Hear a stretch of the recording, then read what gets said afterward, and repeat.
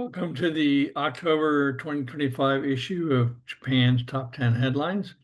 Before I begin, excuse my voice, I'm coming in and out. I'll do my best.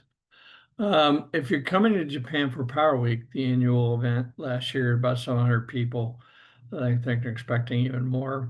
Let me know. Love to hook up with you while you're there. So METI, in its infinite wisdom, wants to create a midterm market. It's a brand new market and require retailers to hedge 50, 70, whatever percent of their load for the next several years. Makes zero sense. No other market in the world's got that kind of a market. In many cases, what's called hedging, over the counter or futures. I don't know why they're doing this. Many people in Japan are upset about it too. We'll see what happens. So data center connectivity is being treated just like solar or wind connectivity in that it takes, give or take 8 to 10 months to get a answer back from your application, in which case you get a estimate of when they can connect you and a cost that you have to pay to be able to do so. Then you're given 90 days to pay the 10% deposit. Surprisingly not, more than half of them don't ever finish the application or don't ever pay the fee. So utility scale solar, number 3. The best example lately is Fukushima, where they have a site with 95,000 panels. It's a monster site. They built it. The locals complained about glare and the fact that they cut some trees down. So the Fukushima city said, well, hold off on going into production. Strange. So in a similar grid connectivity, the developers that built solar for years and got feed-in tariffs, so it was a pretty easy game, no longer can finance solar. So they're running around getting what they consider battery sites or BESS. They secure the land one way or the other. Then they apply to the utility for connectivity, same game as before they get the response, pay the 10%.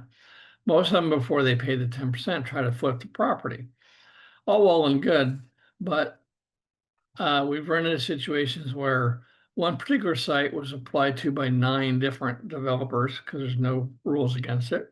And another developer applied 100 different times for 100 different sites. So what used to be a 6-month response is now approaching a year response. So it's kind of a mess. Yet another announcement, Chubu exiting. I find that announcement hilarious. They back out of the 3 offshore wind projects they're into, but the president's press release says, we fully support offshore wind. Of course, now they have no projects, so I guess you can support it.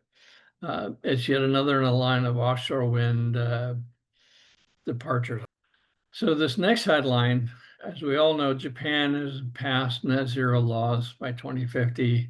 There's a huge chunk of that for especially the large industrials and generators has to be reduced 30% by 2030. Well, now they're complaining, oh my gosh, that's really hard to do. So a lot of complaints. So METI is actually looking to soften some of the benchmarking rules around how much GHG you have to reduce. We'll see what happens. So Chain, which is a privately held company with a bunch of investors, they kind of are a broker of sorts, among many other things. Anyway, for some reason, JEPX picked them to be the host of the platform for the new JEPX trading platform. Needless to say, many of the members that we know well, international traders, Japan trading houses, not particularly happy about it because I don't know why Chain has to be in the middle of any of this. I don't know why either. Last but not least, there's still plenty of activity for solar developers applying for a feed-in premium. Oversubscribed again, but they only put out an auction for 115 megawatts, so it's not really that much. Anyway, before my voice is totally gone, thanks for watching, and hope to see you in Japan.